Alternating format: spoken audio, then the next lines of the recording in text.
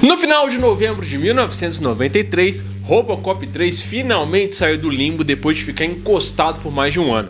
A Orion Pictures tinha planejado lançar o filme em 92. No começo dos anos 90, a Orion estava passando por um período complicado, com vários filmes fracassando nas bilheterias e investindo pesado em programas de TV. Mesmo com dois grandes sucessos como Dança com Lobos e O Silêncio dos Inocentes, isso aí não foi suficiente para cobrir as dívidas que não paravam de crescer. Robocop 3 teve um orçamento de 22 milhões de dólares e começou a ser produzido logo depois do lançamento de Robocop 2, com a Orion à beira da falência. Era óbvio que eles iam querer um filme mais voltado para a família, para aumentar a receita e diminuir a pressão das dívidas. Depois de algumas pesquisas, eles perceberam que muitas crianças estavam assistindo aos filmes censurados e decidiram fazer alguma coisa para essa galera, mas com a violência mais leve. Isso não agradou aos fãs do original e o filme só conseguiu recuperar metade do seu orçamento, recebendo críticas medianas e negativas. Robocop 2 pode ter tido seus problemas, mas apesar dos personagens irritantes e do herói frustrantemente simplificado, é até um filme decente. Ele só não foi nem de longe aquela sequência incrível que podia ter sido,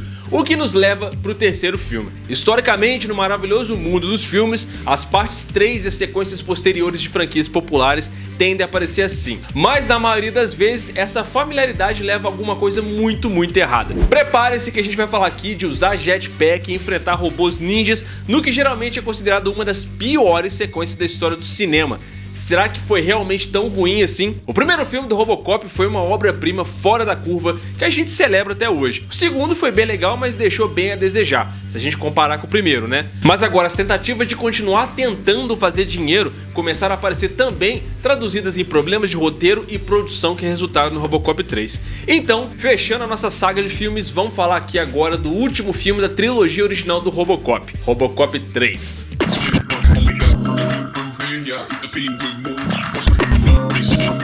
He's back online, back on duty.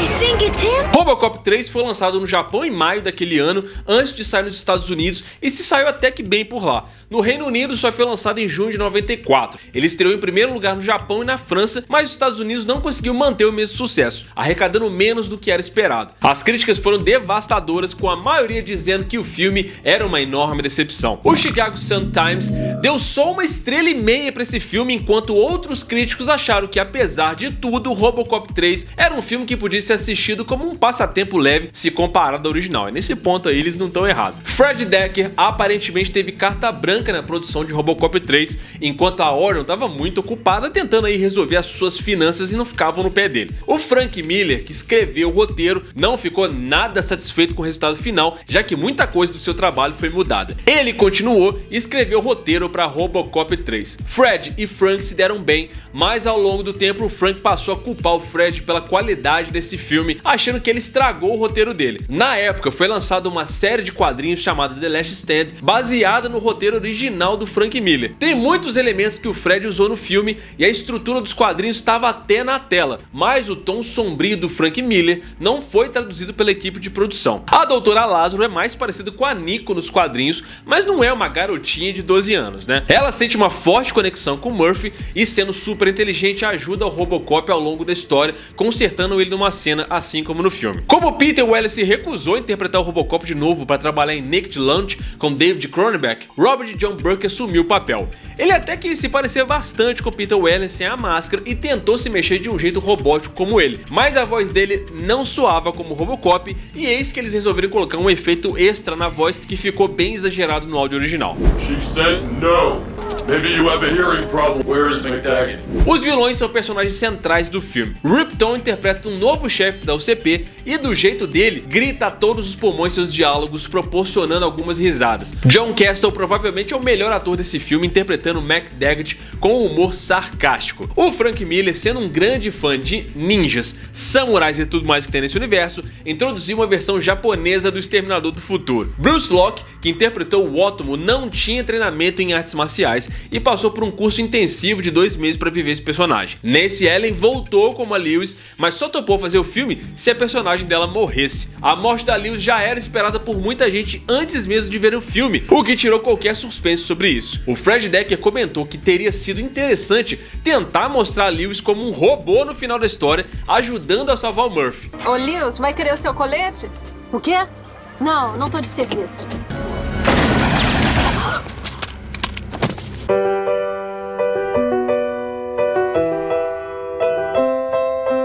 história desse filme se passa 5 anos depois dos eventos de Robocop 2, com a OCP à beira da falência e se unindo à organização japonesa Kanemitsu para seguir com o projeto da Cidade Delta, a tão famosa Cidade Delta. Para acelerar o processo e recuperar os lucros, a OCP chama a equipe das Forças Armadas liderada por Paul McTaggart. Nico e sua família são despejadas de suas casas e ela perde os pais no meio do conflito enquanto a equipe de reabilitação junta os moradores que se recusam a sair. A Nico é resgatada por um pequeno grupo de rebeldes e hackeia o Ed 209 e usa ele como guarda pessoal, e isso aqui já é a primeira coisa que mais me irrita nesse filme. Os caras sabiam que o Robocop, mesmo sem querer, fez muito sucesso com as crianças. Aí eles forçaram ainda mais a barra com outra criança tão insuportável e impossível quanto a do segundo filme. A Nico é uma criança que força a barra demais.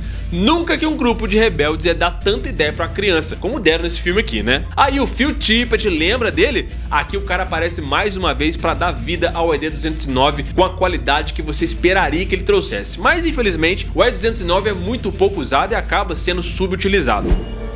Vocês não vão acreditar, ele será leal como um cãozinho.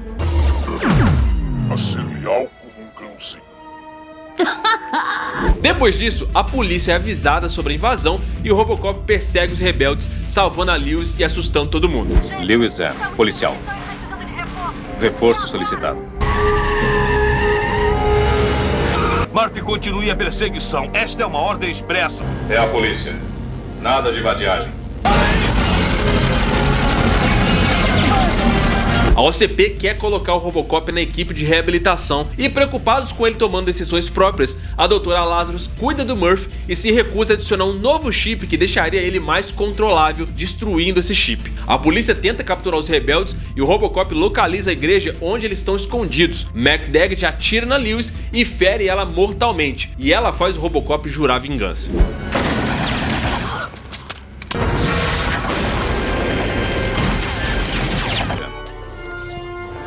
Eficiência 69%. O Robocop é salvo por um grupo de resistência formado por moradores despejados. Gravemente ferido no peito, ele decide se juntar a eles para lutar contra a OCP e a equipe de reabilitação. Ele pede a resistência então para ir atrás da doutora Lazarus, que é a única que pode ajudar e cuidar dele. Quando ela finalmente chega ao Robocop, ela no processo também decide apagar uma quarta diretriz que está impedindo o Robocop de lutar contra a OCP. É nesse rolê também que eles descobrem que durante um ataque a um arsenal, a resistência pegou um protótipo de um jetpack que foi feito com certeza já pensando nos bonequinhos para crianças, que originalmente foi planejado para o uso do Robocop, que a Lazarus modifica e atualiza para ele. Depois de se recuperar dos ferimentos, o Robocop conduz uma campanha solo contra as forças de reabilitação e ataca suas bases da delegacia de polícia. Ele consegue localizar o McTaggart e tenta capturar ele, mas o cara escapa no último minuto. Antes da chegada do Robocop, o McTaggart consegue informações de um membro da resistência sobre a localização dos combatentes. E assim, né, quando você tem uns 5 anos e tá assistindo isso, vê ali o Robocop com um jetpack voando, atacando todo mundo e fazendo altas cenas ali. Quando você é criança e tem uns 5 anos é super divertido. Mas assistir essas cenas hoje em dia, dá pra ver que foi uma parada muito forçada pra época, não tinha a menor necessidade do Robocop voar. Como eu falei em outro vídeo aqui, uma das paradas mais maneiras que trouxeram pra esse Robocop, justamente o Peter Weller, principalmente, que foi a parada dele andar como um robô, dele ser lento, ele ser mais pesadão, tipo um tanque de guerra, né? Não fazia sentido nenhum ele ter um jetpack, não é uma coisa funcional e visualmente ficou parecendo um efeito barato, não ficou uma coisa visualmente, esteticamente muito legal de se ver. E claramente, como eu falei, foi uma parada que foi colocada no filme aí porque eles sabiam que isso ia vender bonequinho no fim das contas, e de fato eu mesmo tive um Robocop que tinha uma parada dessa, sabe? Tinha um jetpack e tudo mais, que foi feito com certeza para as crianças verem. E além do jetpack, o braço do Robocop também tinha uma arma que foi projetada pelo Fred Decker. Ele entrou no escritório do Rob e disse que queria que o braço da arma tivesse aquele visual, e o Rob achou que não podia fazer nada melhor do que aquilo, considerando que aquilo ali já era um bom design. E assim, pessoalmente eu até acho que esse braço de arma aí ficou com um design bem interessante, assim, dá uma coisa mais badass pro Robocop e ficou até bem legal. E aí no meio dessa confusão toda, o Robocop acaba tendo que enfrentar ali o Exterminador do Futuro japonês. Era pra ser uma coisa legal, talvez talvez ele um conflito pra colocar um outro robô pra enfrentar o Robocop, talvez até tentar fazer uma conversa, uma brincadeira, né, com a coisa do Exterminador do Futuro, mas a real é que isso aí é muito mal feito, é uma cena bem boba, a coreografia é bem infantil, não tem nada demais ali, e quando você acha que uma ideia já não tá muito ruim, eles aparecem com mais uma, que eles duplicam esses samurais numa cena de luta que eu acho que era pra ser tensa, mas em momento nenhum te passa nenhuma sensação de que o Robocop tá em perigo na real. Pra parte mais extrema desse combate aí, eles construíram um boneco pro close da luta com o Robocop, com um samurai que foi atingido com um cano de chumbo. Ele tem ali um sorrisão estilo Jack Nicholson e é bem estranho quando aquele rosto é atingido. Eles fizeram uns sorrisos bem exagerados, mas quando você vê pela primeira vez até que é bem assustador, se você tiver ali uns 5, 6 anos de idade. Pra cena final, onde as cabeças são cortadas, parece que as espadas mal se tocam. Aparentemente a cena foi bem apressada, mal coreografada e feita num take só. O Rob Burton tinha feito um teste antes e o vídeo parecia que tava lindo. O Burton também redesenhou partes do traje do Robocop, reutilizando a roupa do Peter Weller do segundo filme. As únicas mudanças foram no maxilar e na peça do pescoço, com o pescoço do Rob sendo maior que o do Peter Weller. Ele também criou algumas placas de peito pro traje danificado mais tarde no filme. A Pacific Data Images forneceu CGI para algumas cenas desse filme, como a primeira visão do futuro da Delta City, a sequência do sonho onde você viaja pela mente do Murphy e os efeitos de transformação com a esposa dele, a Lewis e a Doutora Lazarus. Esses efeitos aí também foram usados em Willow, o Exterminador do Futuro 2 e Jornada nas Estrelas 6. Felizmente, o Bassel trouxe de volta todos os temas do primeiro filme e criou novos temas para a equipe de reabilitação e o cyborg japonês. Quem viu Conan sabe o quanto esse cara aqui sabe o que tá fazendo. Ele acelerou o tema de entrada e usa bastante ele ao longo do filme, criando um ambiente bem heróico. Aliás, o CD lançado na época tinha por volta de uns 30 minutos, mas tem muitos bootlegs por aí na internet com mais de 1 hora.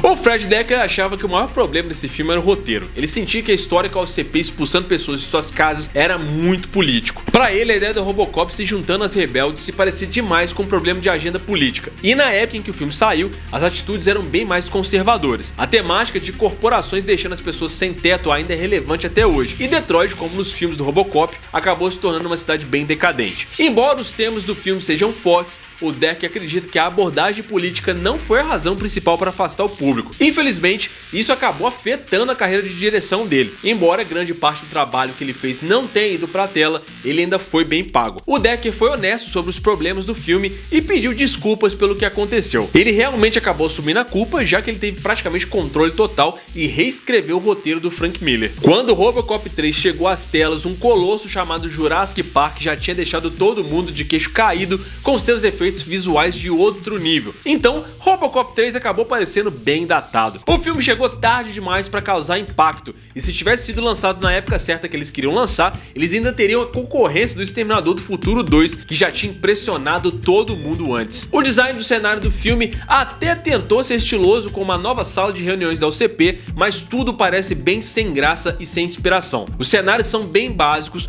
com o mínimo necessário para cada cena, e a direção de fotografia não ajudou em nada no processo, deixando o visual do filme bem comum. O que realmente brilha aqui é a trilha sonora, que é fantástica e é o que tem de melhor no filme. Quando o humor aparece, ele até que funciona razoavelmente bem. A cena que os policiais largam tudo e saem da delegacia é bem feita e sempre é bom ver mais de perto o Sargento Reed. A fotografia do Gary Kirby tem seus momentos, principalmente no início, quando tenta capturar ali o visual dos filmes originais, mas em outras cenas o filme parece barato e sem graça, com o design do cenário ajudando a piorar ainda mais a situação. Robocop 3 tem algumas ideias legais e no papel parecia que podia ser um ótimo filme. Ele tenta soar como o original, mas com um orçamento bem menor e um diretor que reescreveu o roteiro sozinho. Além disso, a suavização da violência e a remoção daquele tom sombrio lá daquela versão do Frank Miller acabaram tirando muito da magia do primeiro filme. Muitas qualidades que tornam o primeiro Robocop inesquecível se perderam na adaptação para esse aqui. Esse filme aqui acabou virando um filme com efeitos especiais bem baratos, uma história sobre corporações querendo expulsar pessoas de casa e uma menina super chata que serve para ser a conexão das crianças